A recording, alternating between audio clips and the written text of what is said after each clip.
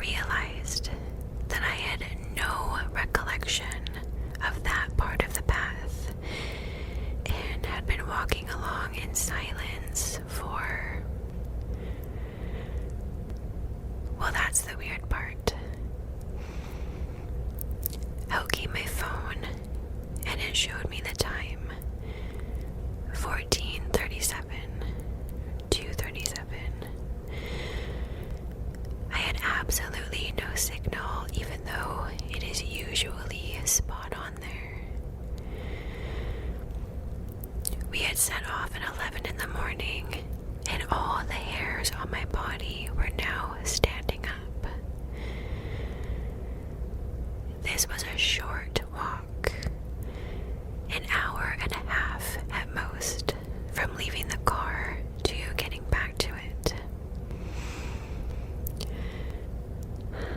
The sun should have been above us, but it was sat off at where I would have said 3 o'clock for that time of year. I remember the time because when I turned to ask my mom what time she had, she looked straight through me, like I wasn't even there. And she remained like that for a whole 3 minutes. My mom was just staring off into space, the space where I had been to her left, just staring off into nothing. At 14:40, she suddenly came back to life. I'd had to move away because I was too nervous to remain under her gaze like that. After about a minute of saying, "Mom, Mom, Mom," and nudging her rigid shoulder in a building childlike panic. Even though I was 20, I was sat on a log just off the path, getting pretty bloody freaked out. Mom glanced around and she said in a hollow, weird voice, quote, "I think the fairies might have us. We need to keep walking," unquote. The fairies. I scrambled up and I fell into match. I scrambled and I matched her determined stride on this unfamiliar path. Why fairies, Mom? Why would you say that? I was not raised to see fairies as little cutesy people with wings. You see, to me, fairies are straight out of nightmares. Because my mother's upbringing said that's what they are. They are creatures out to confuse and trick you. I asked my mom, "What time does your watch say?" She always wears a battery-operated analog watch, and she lifted her wrist.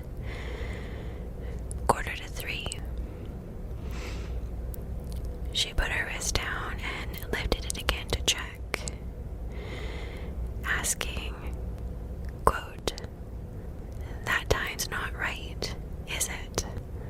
unquote. I just shook my head and I said, "All right, we keep walking," unquote. So that's what we did. We trudged on through this unfamiliar woodland for what I would have said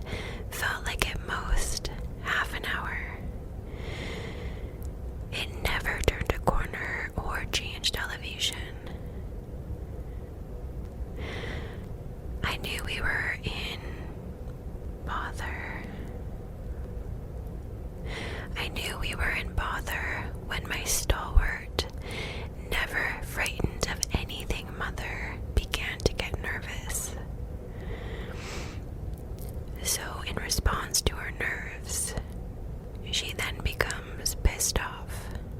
She steeled herself, lifted those proud, all-seeing gypsy eyes. She lifted them to the creamy atmosphere and spoke as she would to a lurking human. She said, quote, "Who is toying with us? Put us back," unquote. There was what I can only describe as a burst of deep, deep laughter coming from the path behind us, and we spun around to face it. We were at the top of the hill that led to the gate out of there. It's at the fork where you can go left or right, neither of which I remember choosing, even though we always make a discussion of it. We made our way down the slope and out of the woods as calmly as possible, and we got back to the car, which was parked next to an ancient church and cemetery. The time in the car read 17:12. 5:12. We should have gotten back to the car no later than maybe 1:45 if the walk had gone normally, or just after 4 when our watch and phone said that we were approaching there. Oh my god, we lost nearly 5 hours of time. 5 hours that cannot be accounted for. That is so creepy. I have had a lot of creepy things happen to me, but this is about one of the worst. I wasn't alone. It was in the middle of the day on a usually familiar path. Where did those hours go? Where was that path? What were we on? So many unanswerable questions. I even went up there alone once to see if I could experience it again, but nothing happened.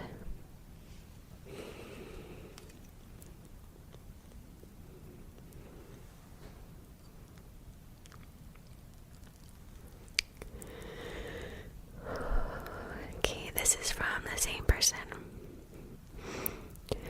I was out riding my horse alone, which is not uncommon. I have ridden forever. When suddenly a pheasant spooked my horse. I was taken by surprise, and before I could correct myself, I was thrown into and tumbled over a dry stone wall. I smashed my head and I blacked out as far as I could tell. I woke up and I tried to move. My horse was free by then, and if he ran, I would have been devastated, and also about 10 miles from home without any alternative but walking back.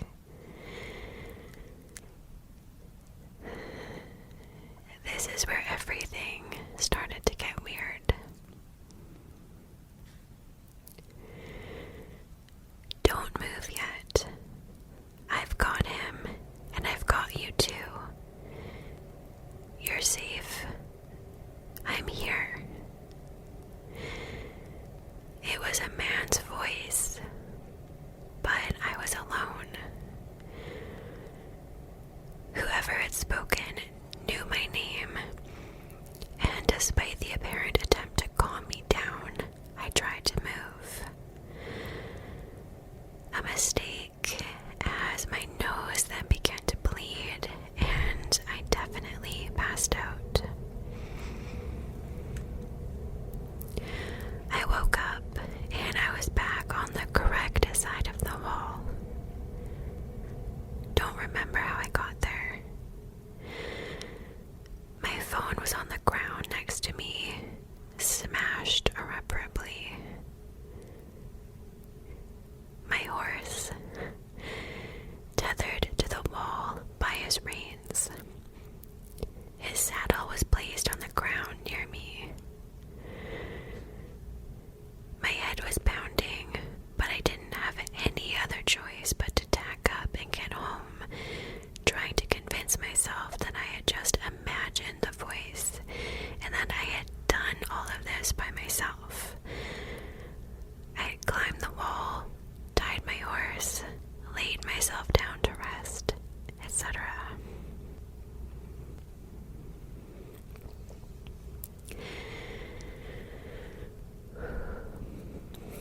As I got on the idiot beast, I began to feel like I was then being watched.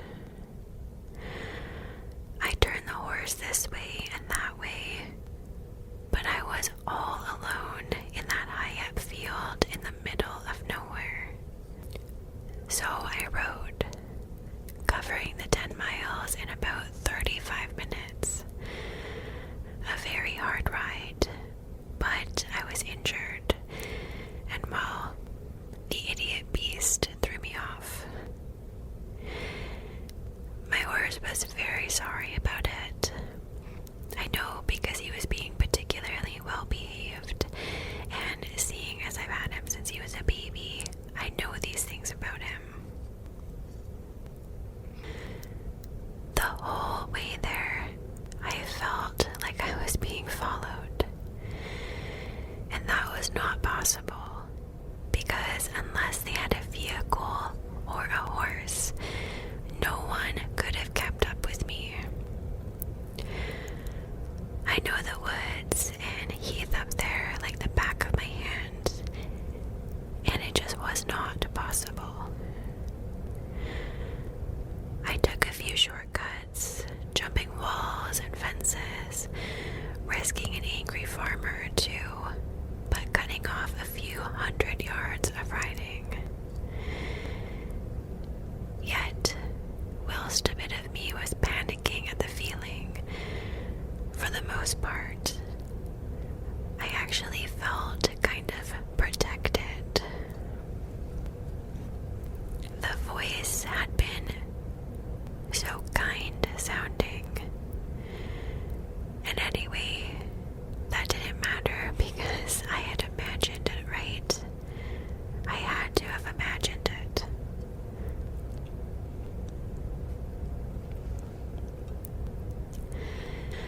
As home appeared in my line of sight, I was walking down the road to cool my horse down.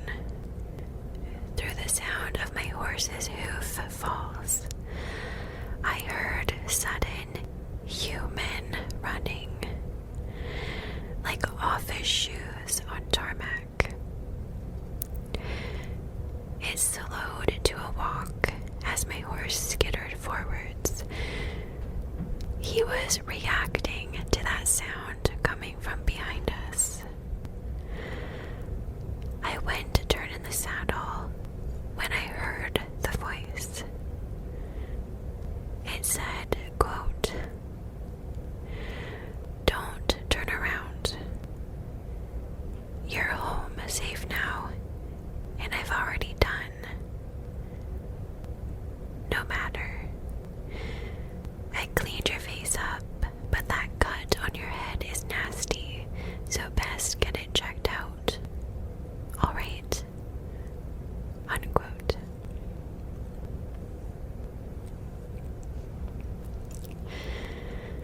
I got the horse under control in a moment, and I turned around. But there was not anybody there. No one could have hidden so quickly, not without Beast hearing them dive into the hedge or the undergrowth. And if they had run off, I would have been able to see them running. I just went into the yard, sorted the house out in a daze, and I went into the house. No one was home, so I went to the bathroom mirror to see the damage.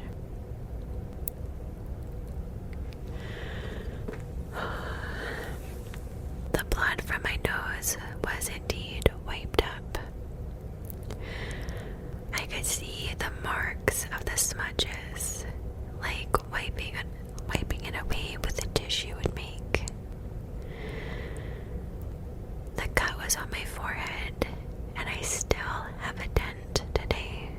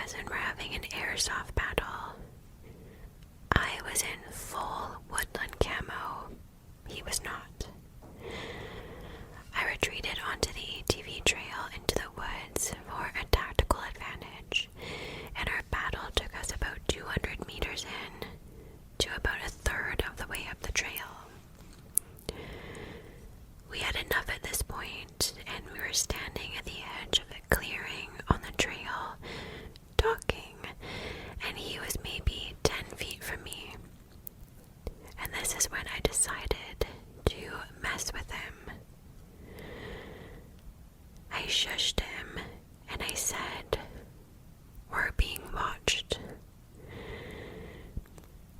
He froze, and then I realized that the woods were dead quiet. And I got spooked, and I started scanning the tree line and the other edge of the clearing from left to right. And that was when I saw it.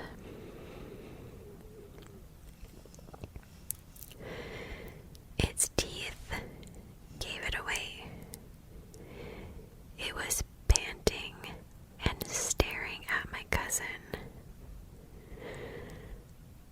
I don't expect you to believe me, but what I saw was a wolf as big as a black bear. A wolf that was at least 300 pounds. But it was not a normal wolf. This thing was on 2 legs, crouching next to the tree with its arm grasping onto the tree trunk, grasping it with a clawed hand. It had a reddish brown fur. I told my cousin, "We have to go." And next thing I know, he is sprinting. And I look back at Wolfie, who had locked onto him and sprinted a few steps on 2 feet. And then I turned and I ran. I ran when it looked like the wolf was dropping to all 4s.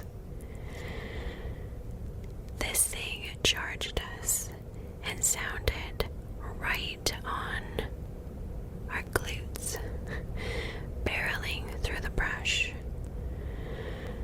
But for whatever reason, it let us go when we broke out of the tree line and headed back for the cabin. What struck me the most was the sheer size. It appeared to be nearly 7 feet tall when upright, and that where it should have had front paws, it appeared to have large clawed hands. Now, I'm not sure how to explain this away rationally. I have heard wolves will occasionally kind of walk upright, but as far as I know, they cannot sprint on 2 legs, nor do wolves get that big. And black bears more waddle on 2 legs. Seriously, the closest description is silly, but it is a werewolf or the Dogman.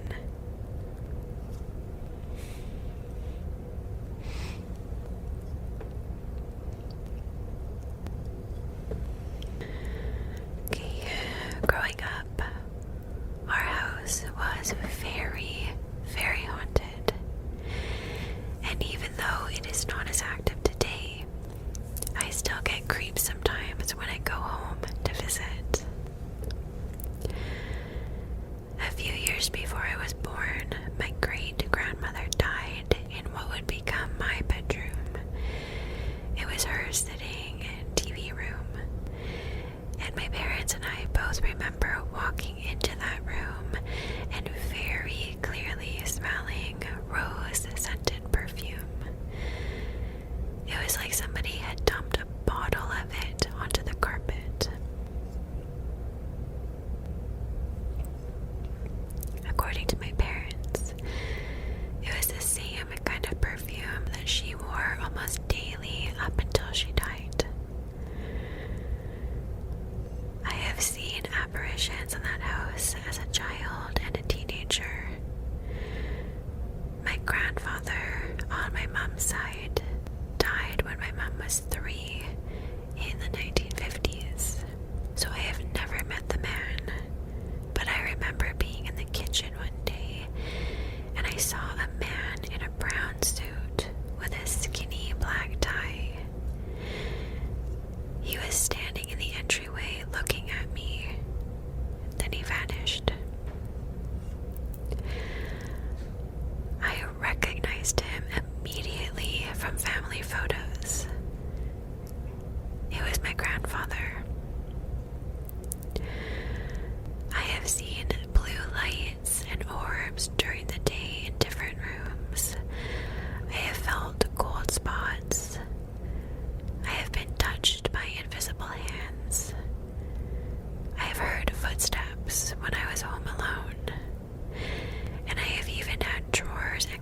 floodgates open spontaneously in front of me. Nothing very scary per se ever happened, but a lot of it was certainly unnerving. In the bathroom, taking out my contact lenses and putting them in that clear plastic cup thing to clean them, I watched as the cup slid about 12 inches on a flat, dry countertop, all on its own. Kind of benign, but it was definitely weird.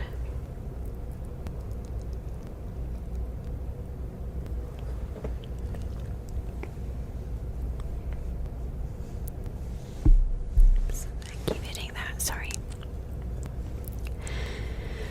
One of my first paranormal experiences in the house was when I was about 7 or 8 years old.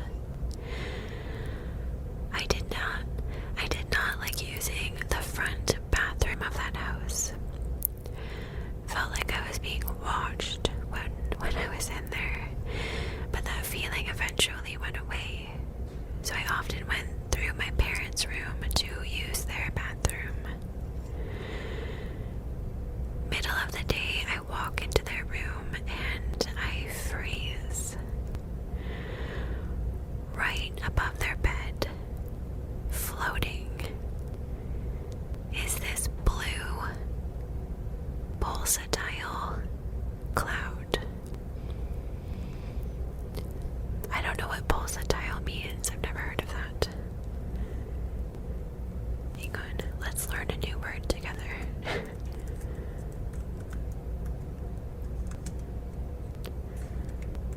Hold on. Pulsatile, beating or moving with a strong, regular rhythm, especially in the way that the heart beats. Oh, that makes sense, okay. Well, that's creepy. This cloud was hard to describe, but when I entered the room,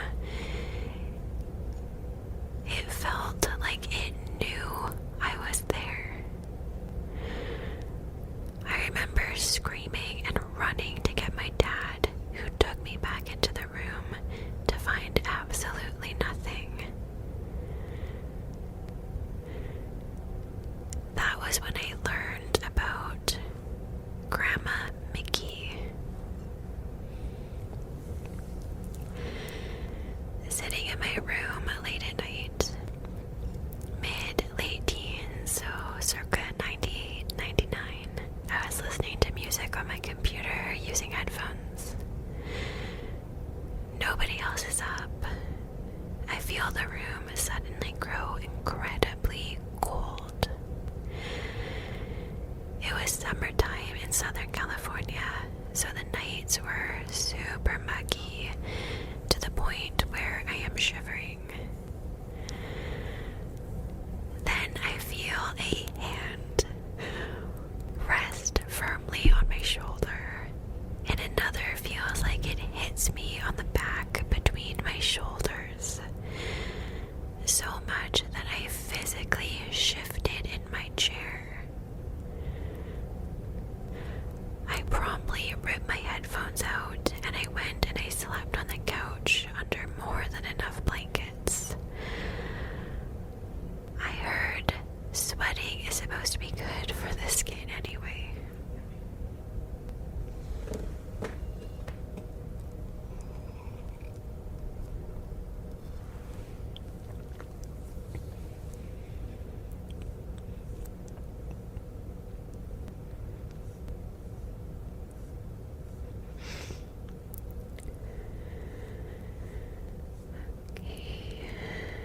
So my aunt's house is haunted. She moved there when my cousin was about 2. She knew that it was haunted instantly, but stayed because the ghosts were not malicious. My cousin, now about 30, grew up there knowing that it was haunted, as well as my 2 younger cousins. They talked about it so nonchalant, like it was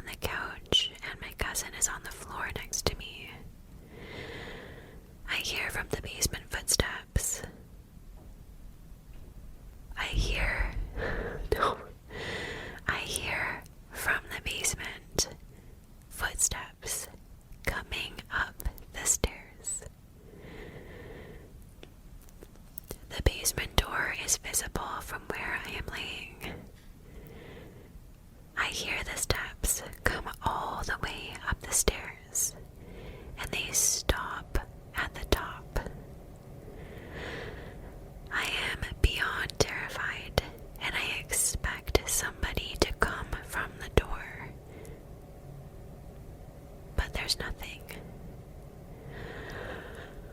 A moment passes, and then I hear the steps go back downstairs.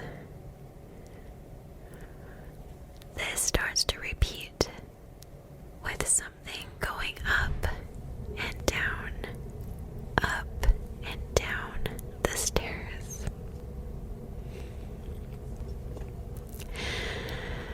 I wake up my cousin, absolutely terrified, and I say, listen. The sound is crystal clear. A person is walking up and down the stairs right there. My cousin looks at me and he's just like, dude, that happens every single night. Just go back to sleep.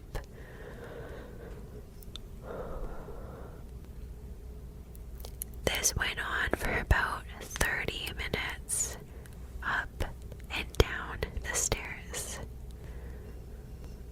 I was mortified.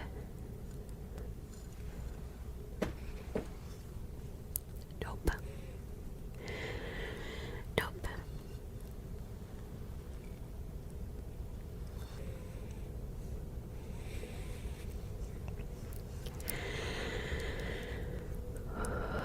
When I was a baby, we lived in this big old manor house with my grandparents. One day, my dad woke up in the middle of the night to see what looked like a ghost of my mom on top of the bed. She was screaming and trying to get into my mom's sleeping body. She was trying to get into my mom's body. It freaked him out so much that he refused to ever go back to that house, and we moved out. When I was about 6, we had moved out of that house and we had our own apartment. One morning, just after we woke up, my mom went to go and make a warm cup of milk for both of us. It was winter and the lights were off in the room, but they were on in the corridor. I can remember vividly seeing the dust come together and a ghost in the form of my mom, but dressed like she was from the 1800s, came together, and it walked out of the room following after my mom and not acknowledging me in any way. This was the most surreal thing that I have ever seen, and I can still vividly remember it.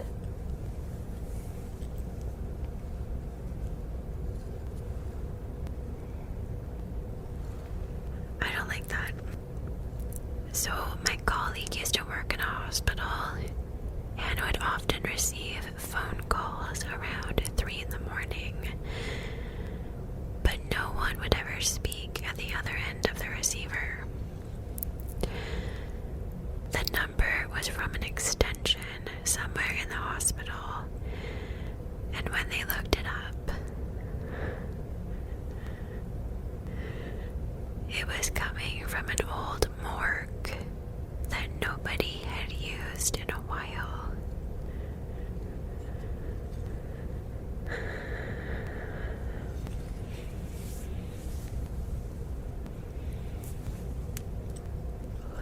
So it's about 4 a.m. and the beach was a ways away, and my dad and I woke up to go surfing. We make our coffee, we turn off all of the lights downstairs, and we leave through our garage door. We close the garage and we start backing out before we realize that we forgot something. We pull the truck back into the driveway, open the garage to find the door going into the house wide open, and there are sleeping bags and other stuff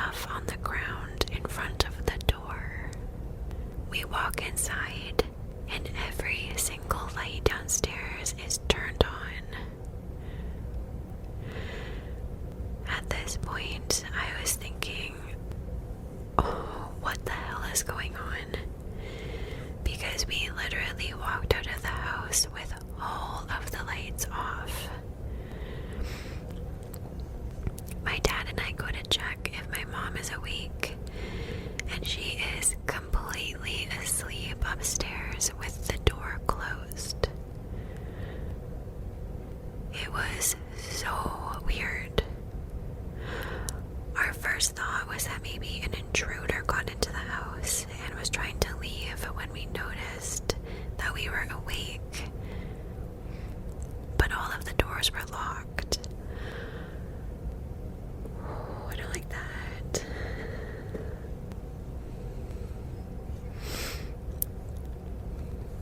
I don't like that.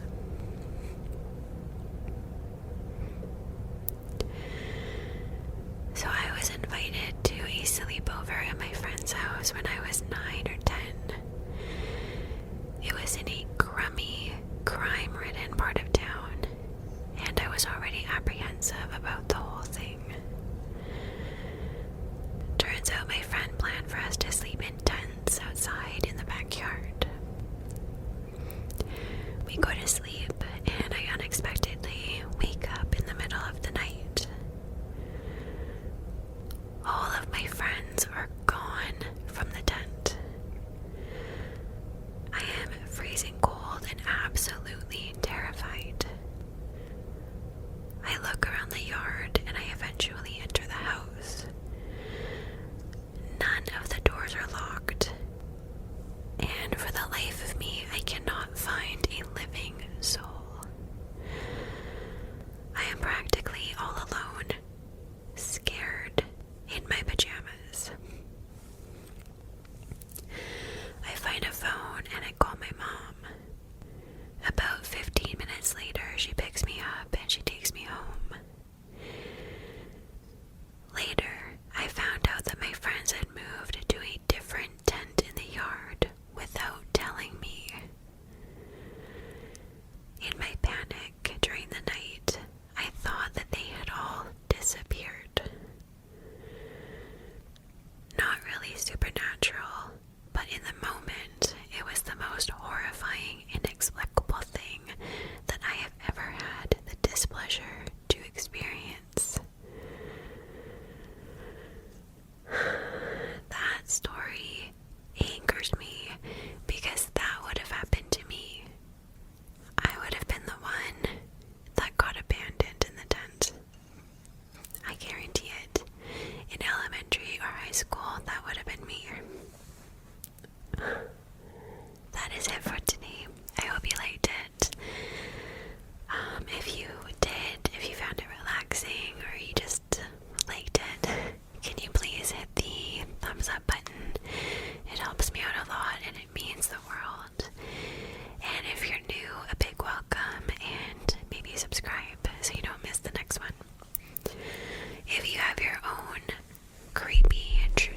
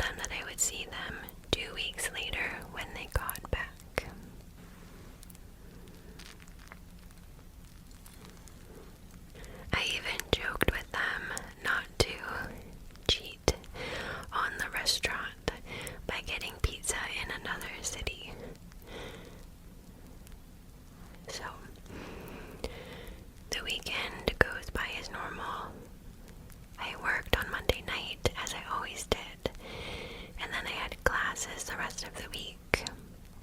The weekend rolls around again, and on Friday night, I am super busy delivering food. Near closing time, I get a delivery notice for Doris and Henry's house.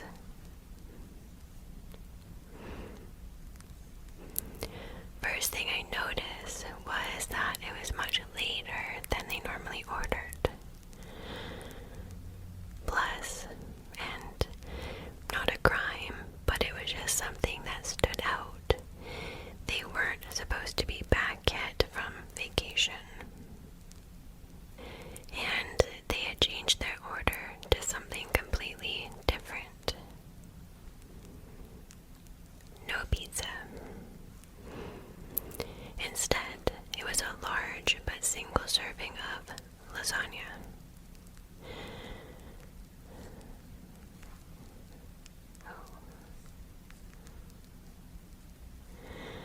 My heart immediately sank, and I thought the worst. Had one of them passed away while on vacation? That might explain why the single order of food and why they had come home early. Oh no. But then I thought, well, if one of them had passed, wouldn't they have likely stayed with their daughter to plan the funeral and to just be around family? I packed the order into my car and I drove to their townhouse. I knocked, and when a young man answered the door, I didn't really know what to say. He was casual, took the food, paid in cash with a good tip, then he went to close the door. I instantly got a weird vibe from him. Not necessarily scary, just weird. I knew that Doris and Henry didn't have a son, only the one daughter who they were with right now, and they hadn't mentioned a house sitter or anything like that, but maybe it was just something that they didn't mention to me. I also knew that they didn't have pets, so maybe they were just letting somebody stay there while they were away. I just thought it was odd, because from all of our conversations together, it was something that I thought they would have mentioned. Regardless, I could not help myself. I asked this guy where Elizabeth and Frank were. Those were the actual names that I said. And yes, I was trying to test him to see if he would correct me on their names.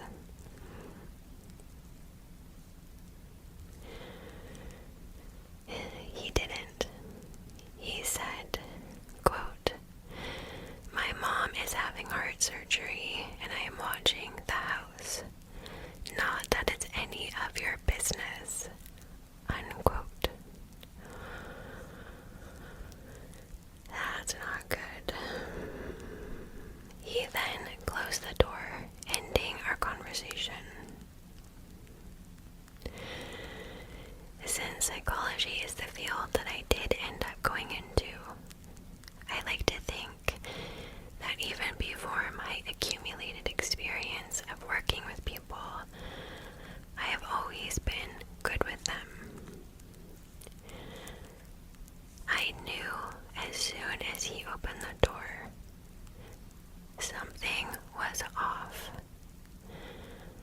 But obviously, the lie that he had just told me everything that I needed to know.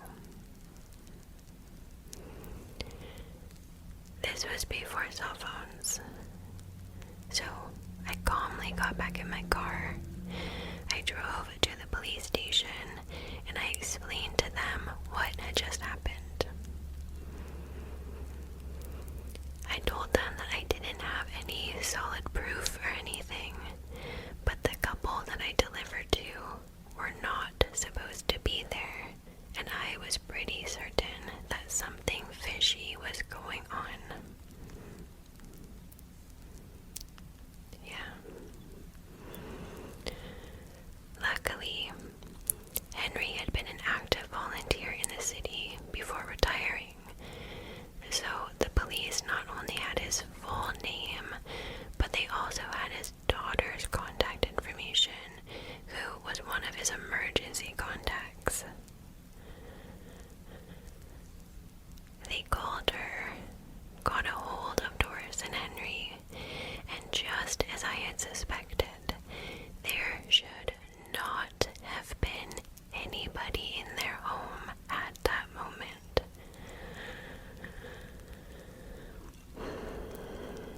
With permission, police went there, opened the door, and found the guy who had broken in through an upstairs window, and he was making himself nice and comfortable.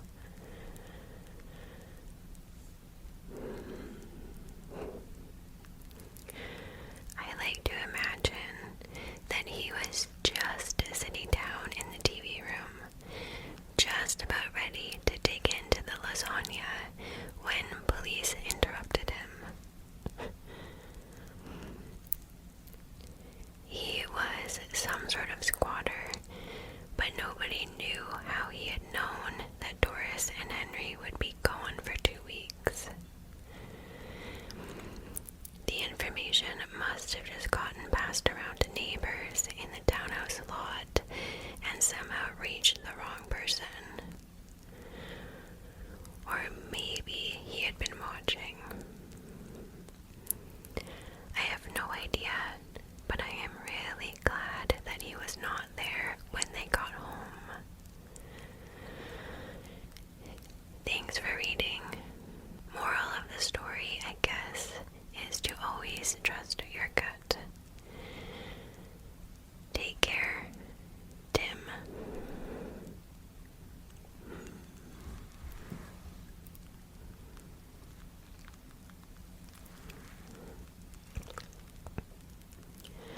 That's really scary. Thank you so much for sending that, Tim, for sharing that with us. Yeah, that's really scary to think about, because I'm not saying it was like any less dangerous or anything, but being a young 19-year-old guy versus an elderly couple coming home and maybe not expecting some possibly dangerous person squatting in their home. I'd say you're a hero for solving that and getting the guy out. Very, very scary. Yeah, good for you for trusting your gut.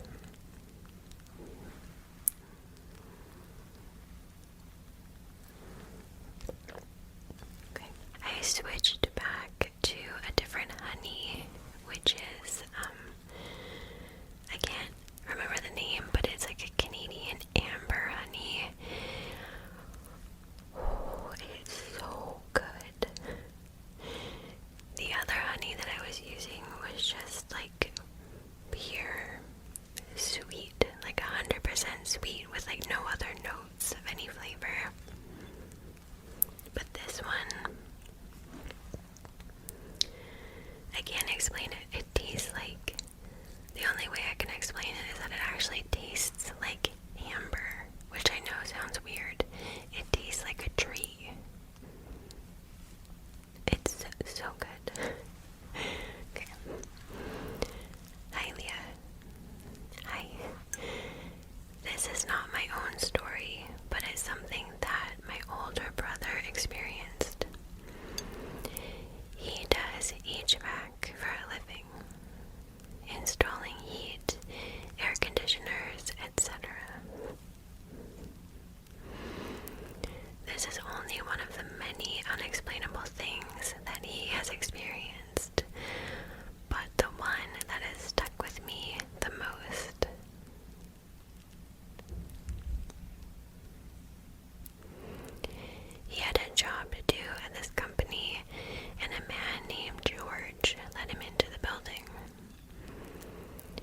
He took him downstairs to what he needed to work on, explained the issue with the system, and then told him that he'd be around if he needed anything or if he had any questions.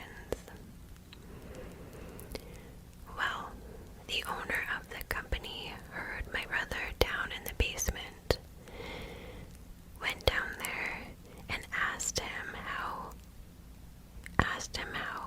he got down there, because you needed a key to open the door, and the owner was the only one there. My brother explained that George let him in and took him down to the basement.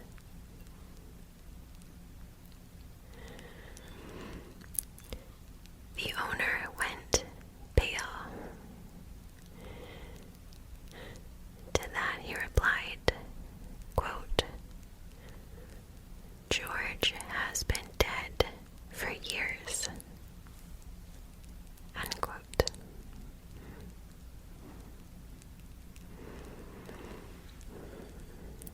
From M.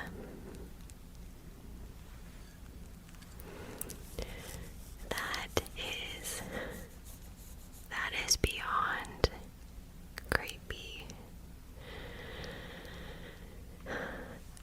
I believe in ghosts as much as the next person, but there is something like not sinister, but there is something very overtly creepy about a ghost being able to like manipulate physical things. I don't like that.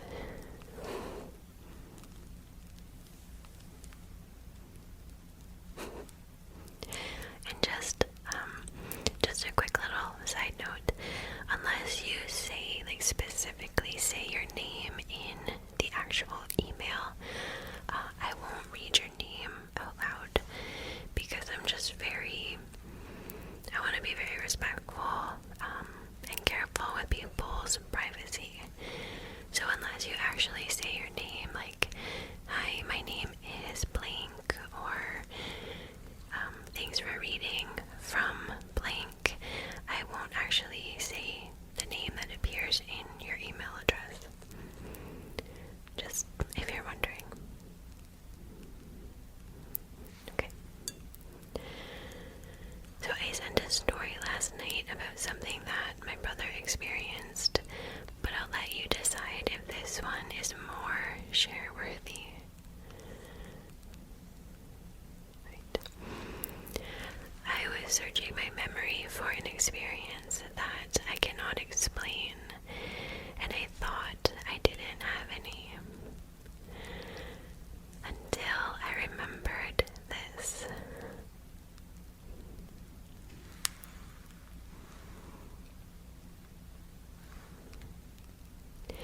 If it wasn't for my mom and brother remembering this occurrence, I would have thought that it was a dream. This happened when I was between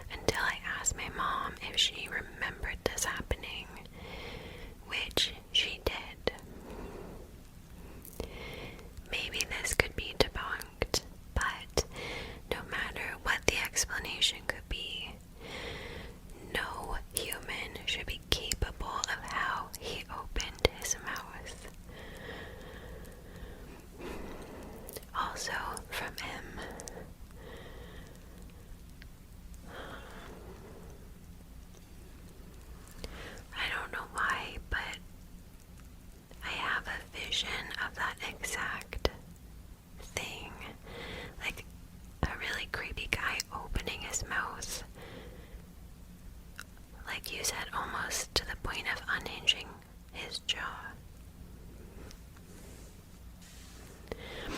That has to be in a movie or something that I have seen before, because I have like a very clear image.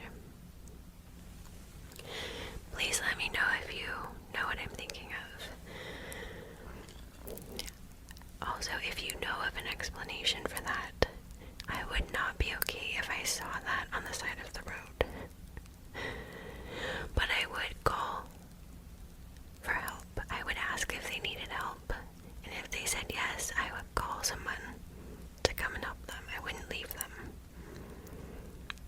But I would be scared. Thank you very much, Em. Very creepy.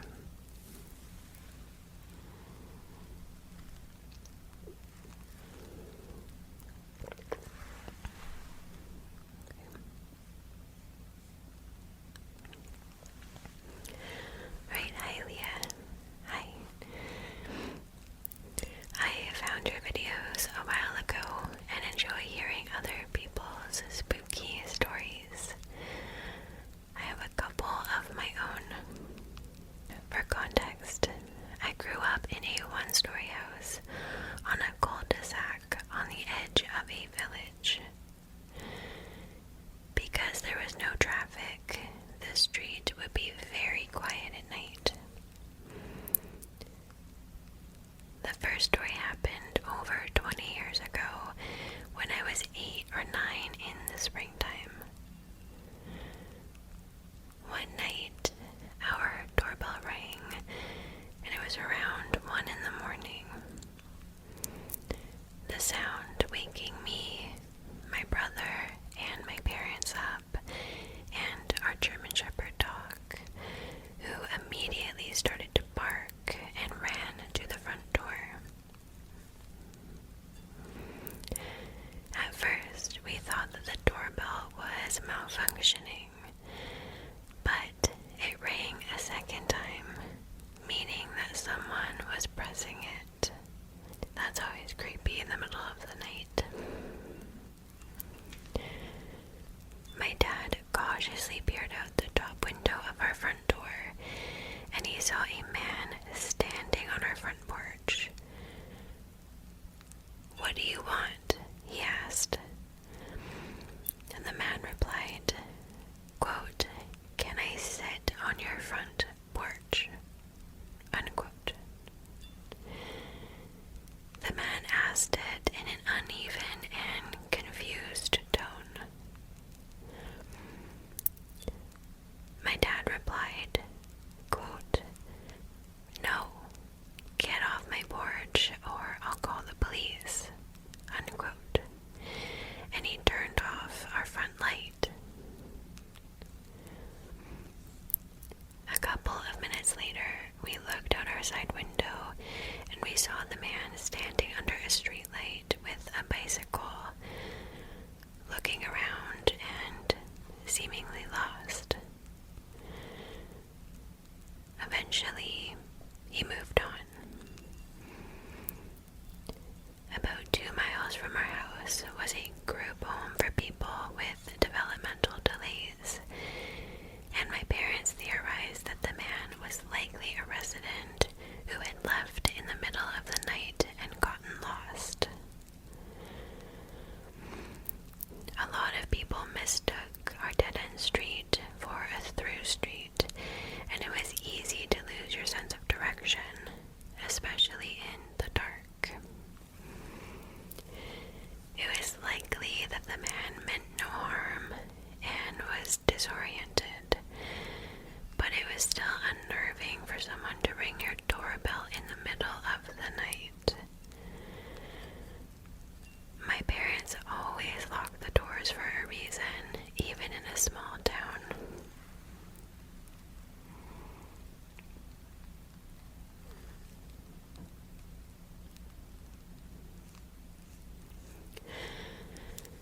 If he was from the group home, then that's really sad. Really hope he was able to find his way back. But still, it doesn't take away from how scary that is. Having someone knock on your door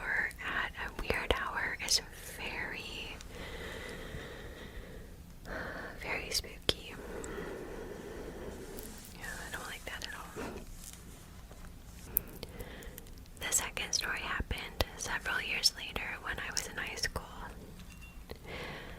Our house didn't have central AC, so at night we would open our windows to let cool air come in through the screens. This was upstate New York, so summer nights would be nice and cool.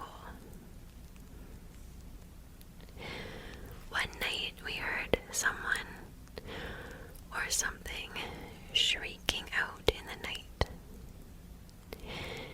It stopped after a few minutes and my parents dismissed it as an animal.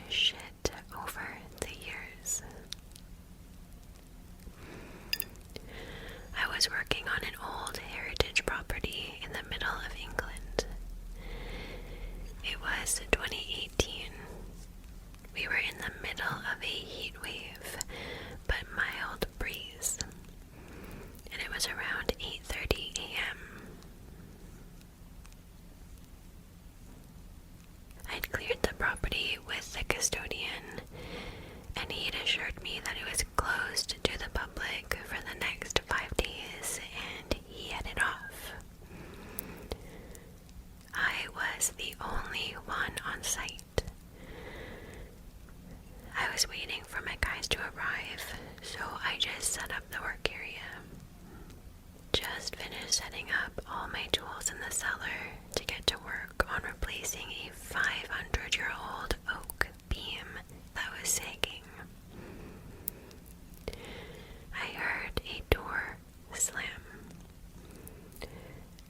The stereotypical creak and slam latch clunk of a horror movie door. So I shouted up. No answer. Then I went up in case someone had turned up and maybe gone the wrong way. No one was around, except a door was shut. It had a latch that it clipped onto the wall with, so I assumed that it was the wind. I re-clipped it and I walked back towards the cellar, and I heard footsteps above me. So at this point, I called the custodian thinking that maybe he had come back. He was at home.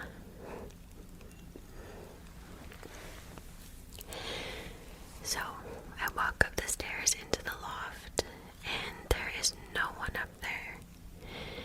It's basically just an open floor upstairs with 3 gambrel beds in a line. Completely open, no rooms, nowhere for anyone to be hiding.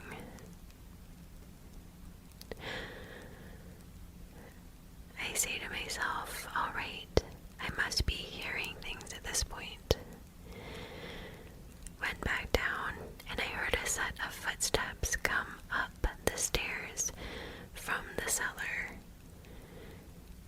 Stone steps, like proper thuds. It got about 2 steps from the top, and then it stopped.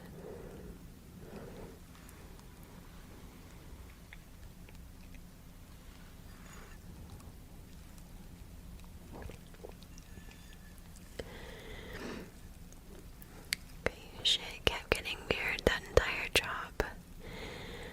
Oak pigs appeared in a bundle upstairs loft. They were downstairs in the cellar when I set up. Put it down to me. I put it down to me looking up there. I lost my entire flask, but the lid. What? I lost my entire flask, but the lid with half a cup of tea was still down in the cellar. And my right-hand man's phone fell face down off a table while we were eating lunch. It just straight up fell off.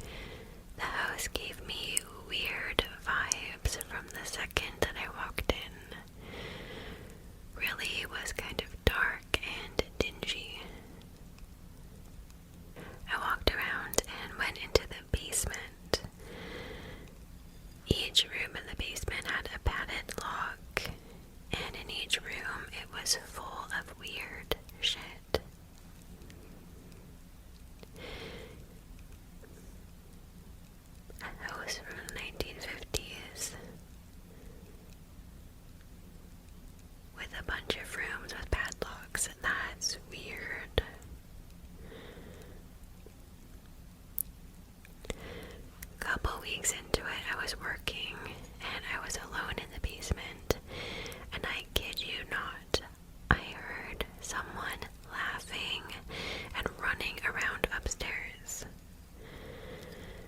I ran upstairs and no one was to be found, and all of the doors were locked, and it absolutely tripped me out.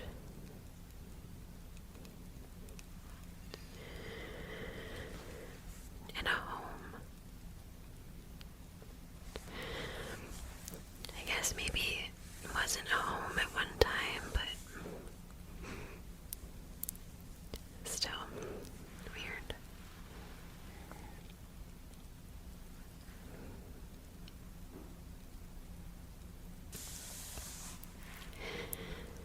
I oversaw the demo phase often when serving as a junior PM for ACM in New York City. One of those, you did it pretty well once, now you're the guy kind of things. We were ripping down a bunch of abandoned waterfront warehouses to make way for some new condos. Biggest part of the complex was a failed movie studio from the 60s and 70s. It was pretty much just a warehouse that had been converted to a soundstage and some offices. Abatement crews had finished the hot work, so I was doing the walkthrough after hours to make sure that everything checked out and the ID'd hotspots had all been cleared. I found a door that did not show up on any plans of the site and had been exposed when the crews were clearing tar from the interior walls. I figure, F it, I might as well see what's inside. So I pop on my flashlight and I open the door. Entire room is painted red. There's moldy and stained red carpeting, and the windows have been bricked over from the inside. This is as hidden of a room as you get. There's 2 filing cabinets and a tattered couch along one wall, and the filing cabinets were full of little dossiers on people. I have no idea why that room was bricked up from both the outside and the inside, then not listed on any plans. But that place was 100,000% bad vibes.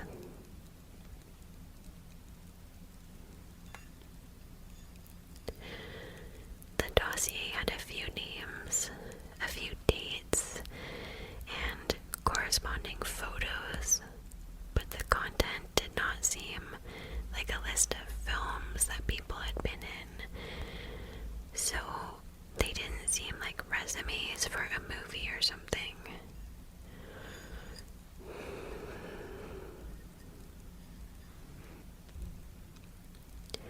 That's creepy. Maybe it was nothing. Maybe. I don't know.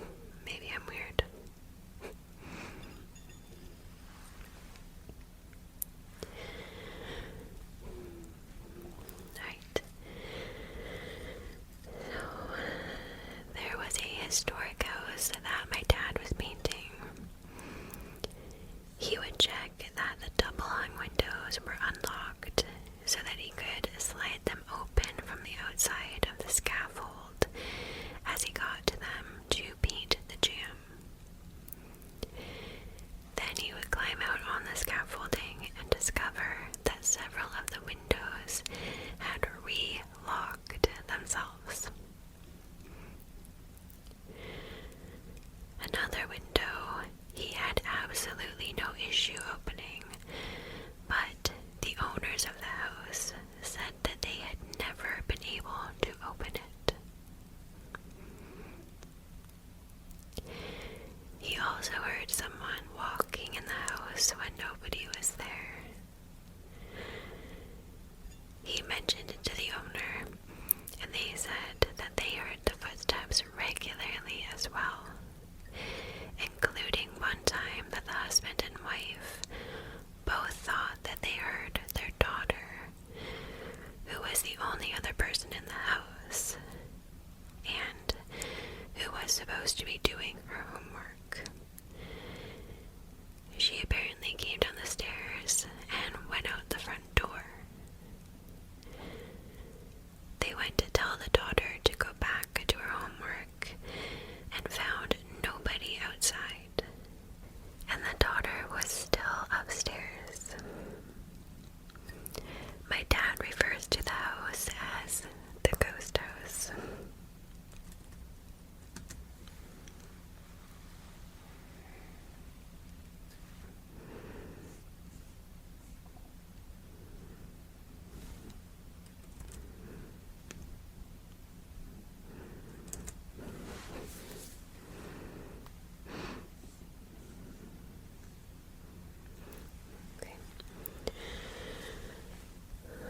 So there was another historic house that he was working on.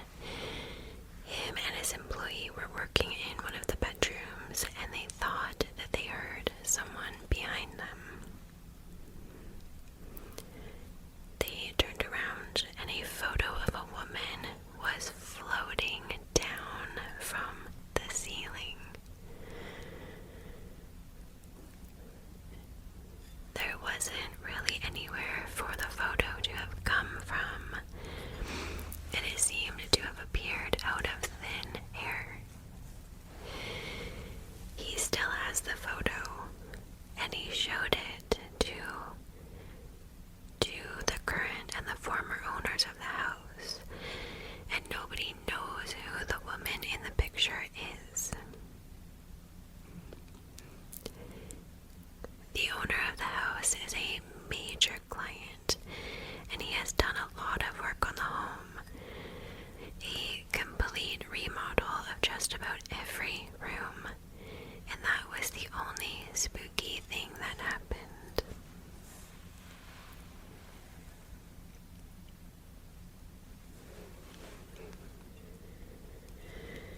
Alright, I was working in a college dorm at an art school, and I was up on a ladder patching a ceiling.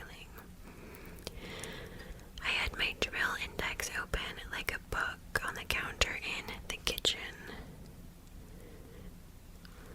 I'm focused on my work as I noticed something in my peripheral move. And it's the index that just slides off of the counter and onto the floor. There was no reason for it. The counter wasn't wet, and it was level. So one of the guys that lives there walks into the kitchen. I say, I don't want to sound silly, but is this place haunted? And all nonchalant, he's like,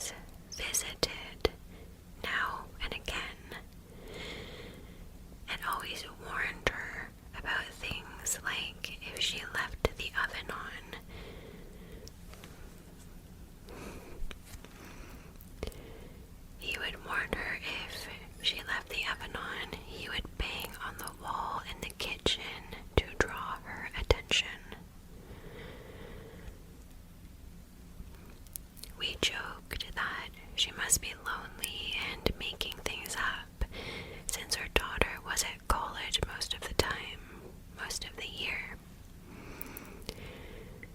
We never worked there overnight, but one time I was there alone since the 3 other guys had to go back to the shop, and it felt eerie as F. I couldn't say anything about it to the crew because I knew that I would get laughed at, so I just kept it to myself.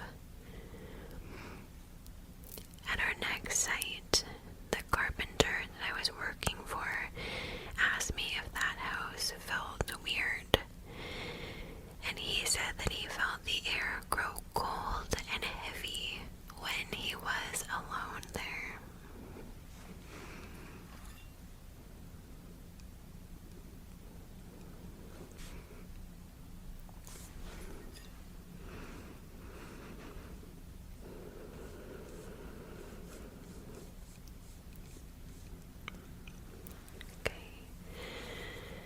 I was working in the Denver Athletic Club, which is basically a fancy sports recreation center for Denver's rich people. Building is from the 1800s, I believe. Well, there's a daycare there in the basement, and it's under where we were remodeling. I'm a plumber, so I had to go down there to do a tie-in. It was all night work, 3 a.m., and we are sitting here getting ready to clean up for the night, just talking, when all of a sudden it got all cold, and this paper just fell off of the wall.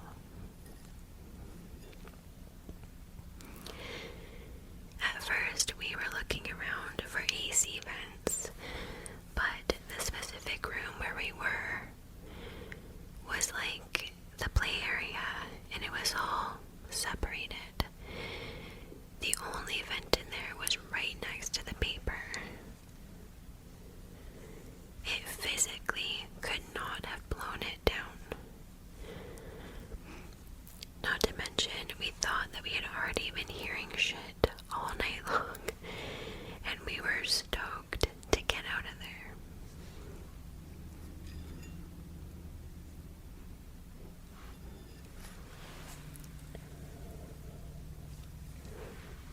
I'm gonna grab my other cup of tea.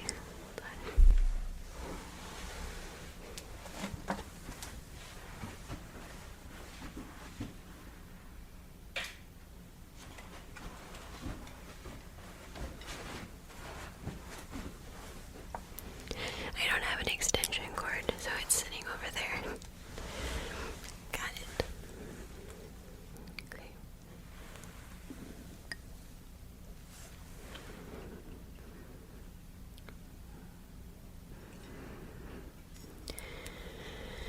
So it's weird.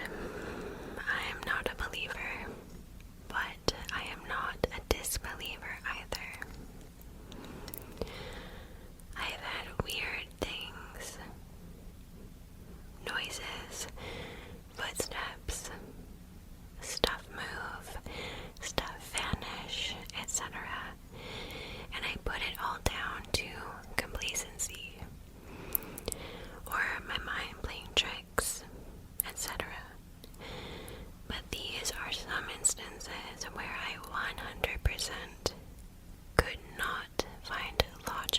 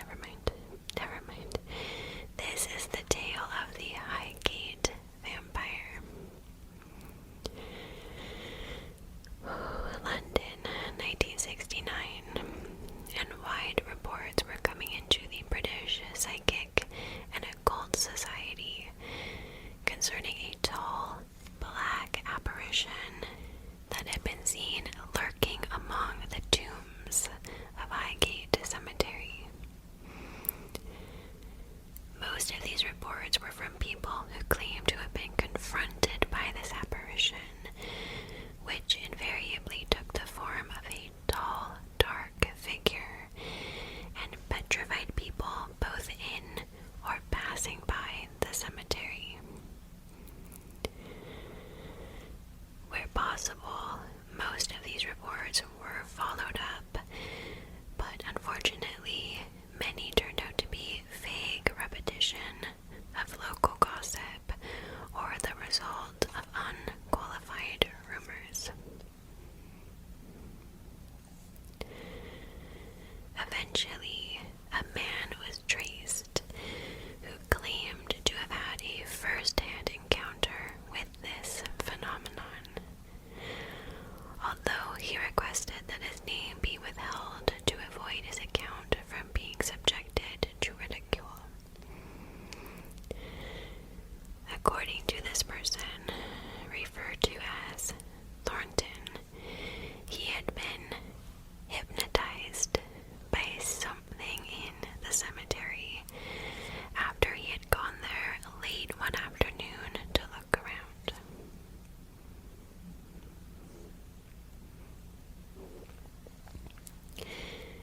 As the light began to fail, he decided to leave, but somehow he ended up becoming hopelessly lost. Not being a superstitious person or even believing in the existence of ghosts, he walked calmly around looking for the gate when he suddenly became aware of the presence of something behind him.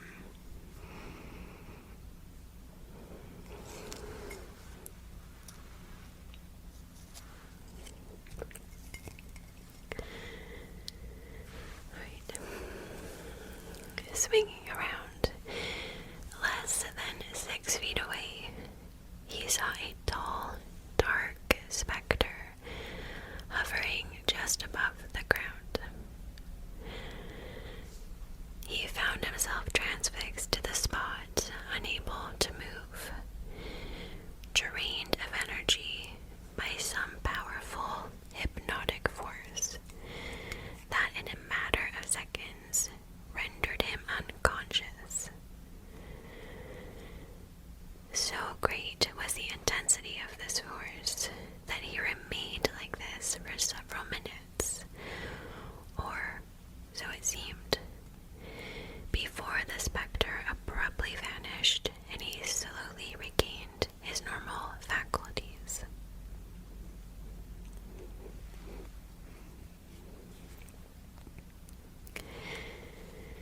Recalling the incident afterwards, he said that it was almost as if some force of terribly evil proportions had actually sought him out with the intention of doing serious harm. All I can picture in my head right now is Salem's Lot, which I read recently. It's given off very Salem's Lot vibes.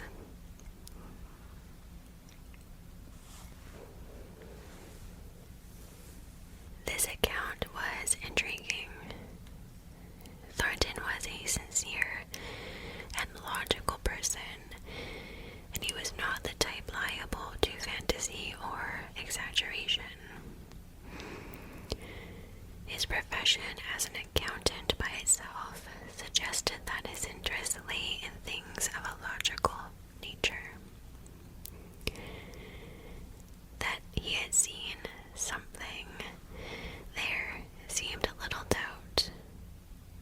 But what was especially interesting was that he had described the entity as seeking him out and actually trying to cause physical harm. An uncommon occurrence with reports of ghostly confrontations, when ghosts themselves are rarely reported as exercising any physical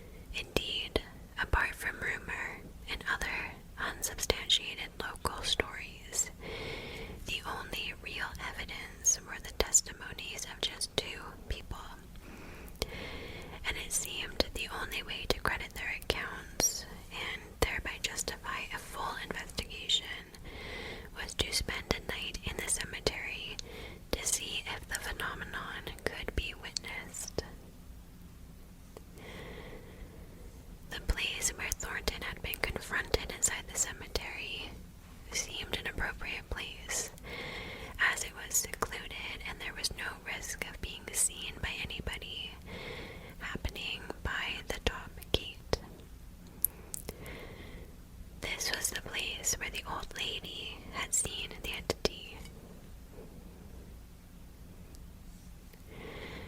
The date chosen was December 21st, the eve of the winter solstice, and a traditional time when potent psychic forces have easy access to the earthly plane.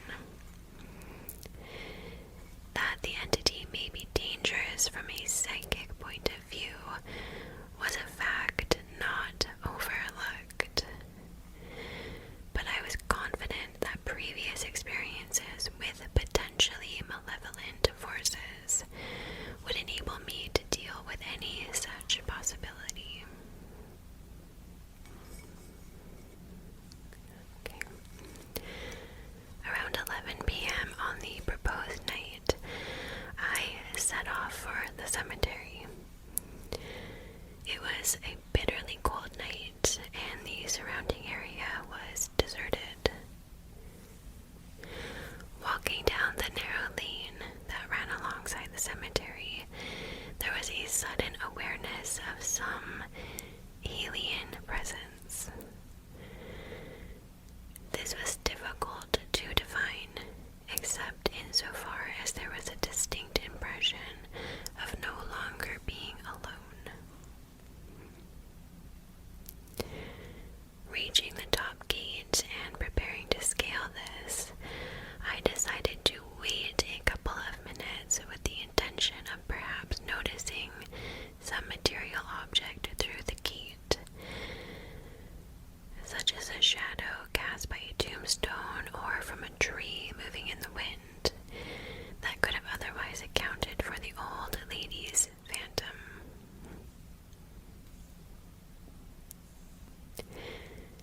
Peering through the rusty bars of the gate, scrutinizing the darkness, objects near the gate itself lining the pathway were fairly easy to discern. But after 20 yards or so, the path disappeared into impenetrable blackness. Staring into this, perhaps due to some trick of the light, there was a distinct impression of something moving. What appeared one minute to be a definite black shape or shadow would suddenly alter its form or change intensity.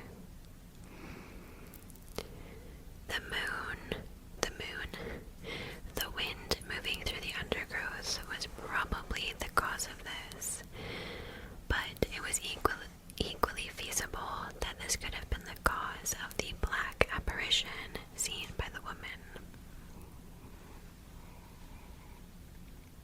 To the right of the path, some large animal was scurrying through the undergrowth.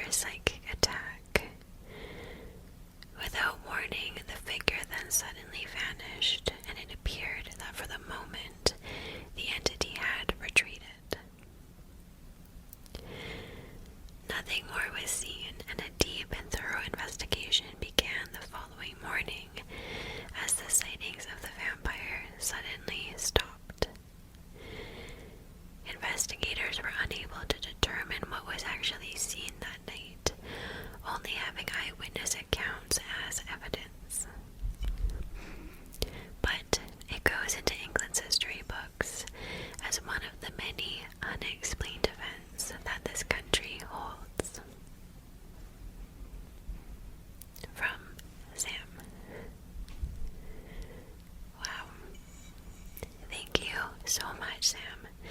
I feel like we all just got a very cool paranormal history lesson.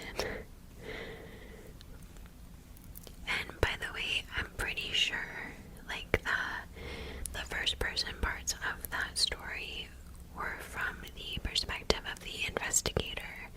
That was what he actually, wrote in his investigation, which is pretty cool. So I feel like it was like a first-person novel.